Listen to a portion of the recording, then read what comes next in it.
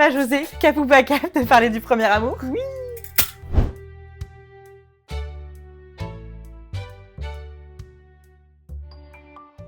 Et que je l'aime. Premier amour. Cap ou pas cap de parler du premier amour. Bon, sujet assez vaste parce que finalement le premier amour, C'est quoi? il ne se compte. Construit. Stade. Il n'arrive pas. Ça, c'est Jean-Michel à peu près. Il faut que je finisse ces mots, putain. Aujourd'hui, Ah, faut pas dire les que... putains. Ah bah oui, arrête. Bah redis pas. Lutin. oui. Ouh louloulou, flûte de flûte. Oui. Donc, nous disions... Non, en fait, donc le premier amour ne se catégorise pas avec un âge. Non. Se catégorise avec quoi? Les émotions? Oui, avec notre papillons. disponibilité émotionnelle. Ah, ça j'adore. Bah voilà, t'as la réponse à ma question de tout à l'heure. Allez, bisous. Allez. C'est tout pour nous. Merci, j'ai ma réponse, on peut y aller. Merci d'être là. À la prochaine. Donc, du coup, la disponibilité émotionnelle ne se fait pas en même temps pour tout le monde.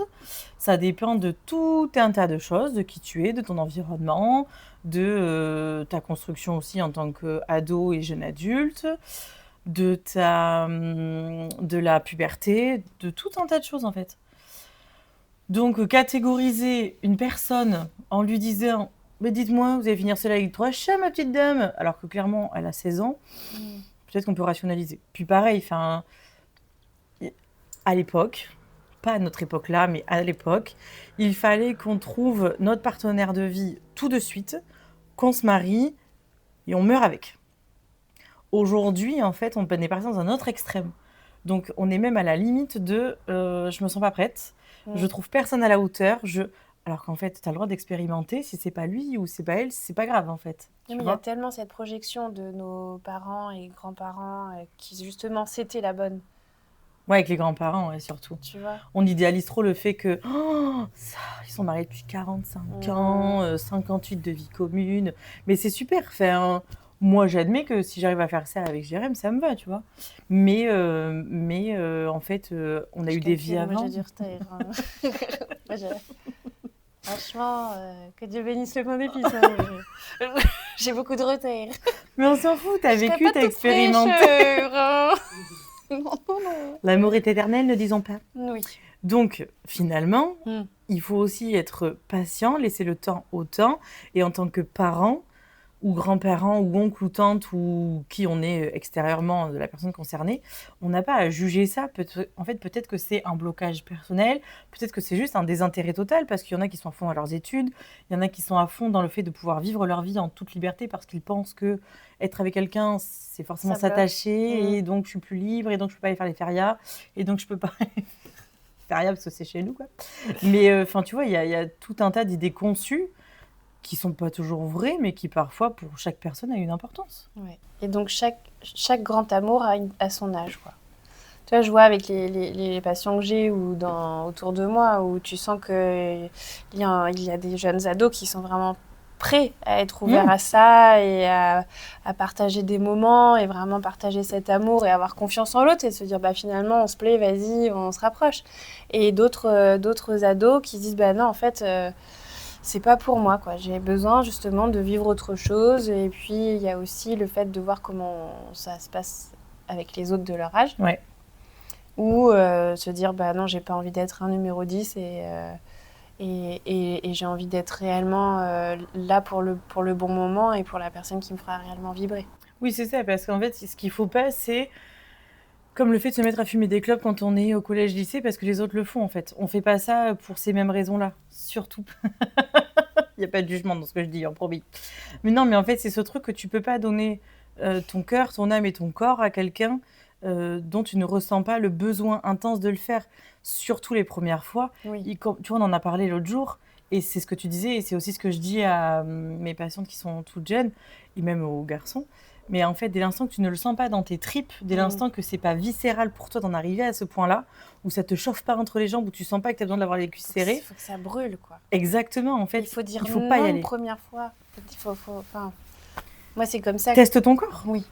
Mais pas se lancer comme ça en se disant, allez, je vais lui faire plaisir.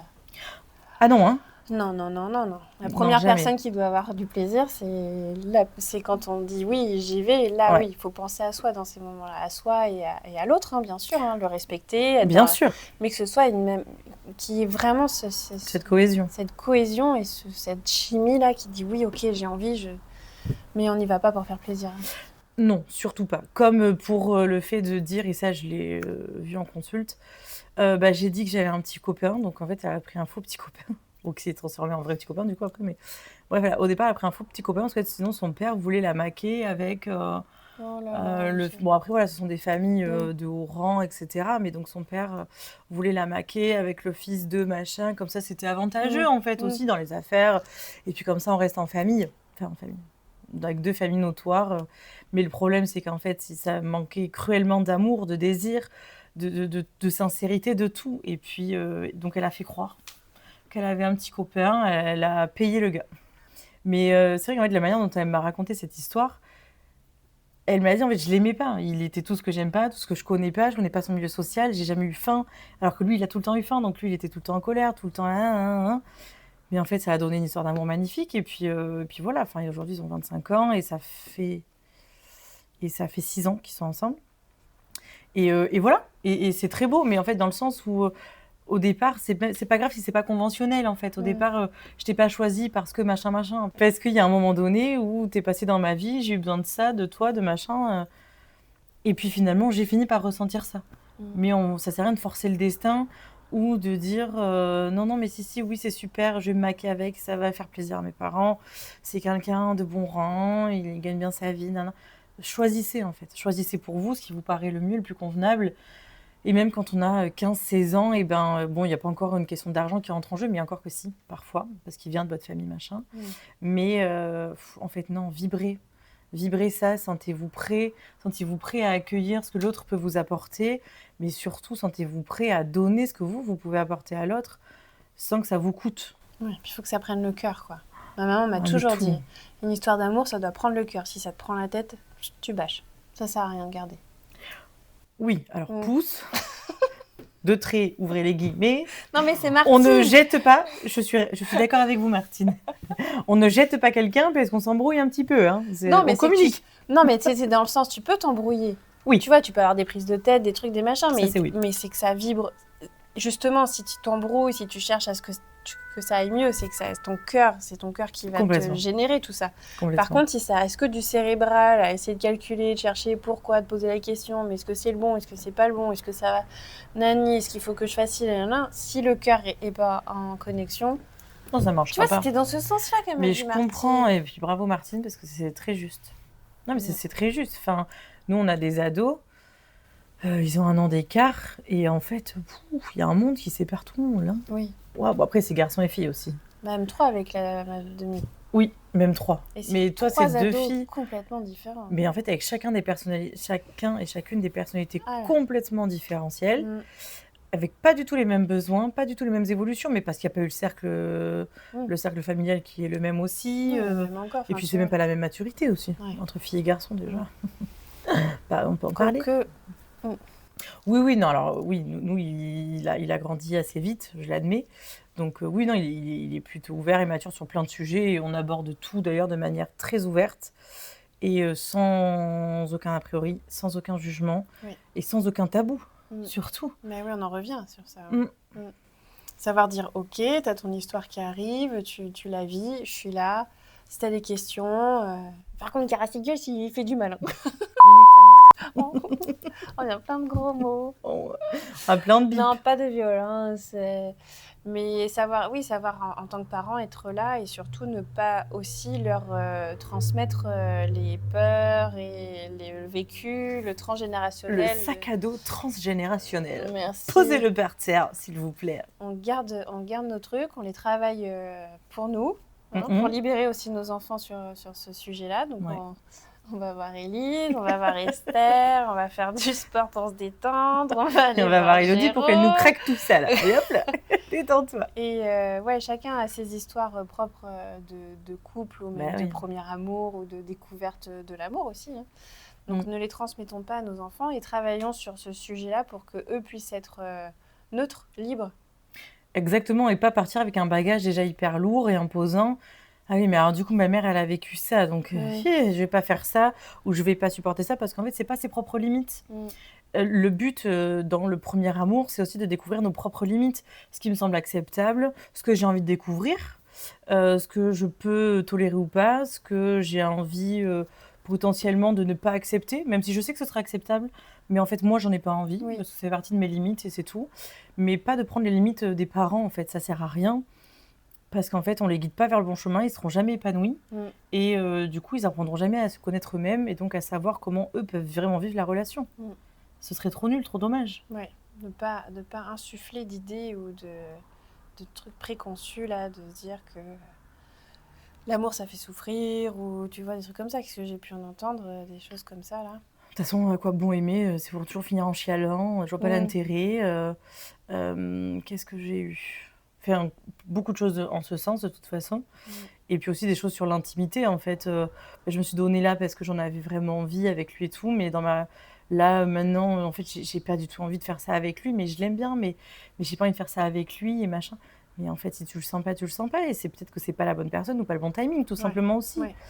Si on reprend un peu le dicton là du fil rouge, en fait, c'est une question de timing. Ça veut pas dire que c'est pas voué, que c'est fichu à tout jamais. Mais potentiellement, c'est juste pas le moment, en fait. Juste pas le moment. Pas le moment, parfois peut-être pas la bonne personne non plus sur le moment, et on doit rencontrer d'autres personnes pour pouvoir évoluer, se connaître, s'apprendre, et puis finalement retomber ou non sur l'autre bout du fil rouge. Suspense. Ouais.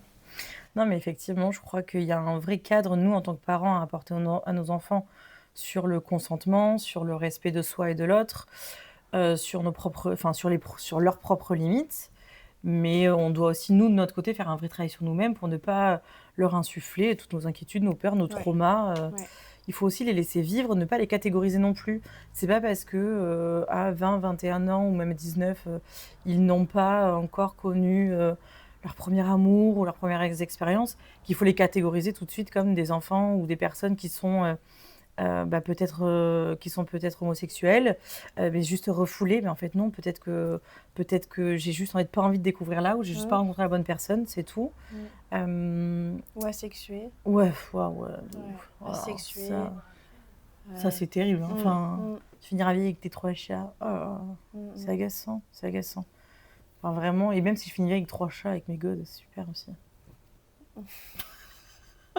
Non, mais c'est vrai. Mais oui. C'est hyper triste de catégoriser les gens comme ça, donc ne catégorisons pas. Écoutons, accompagnons. Et puis on se nettoie à nous, pour que nos enfants ils aient pas à porter notre sac à dos. Exactement. Bon, on se laisse là-dessus. On se laisse là-dessus, ma José. À bientôt.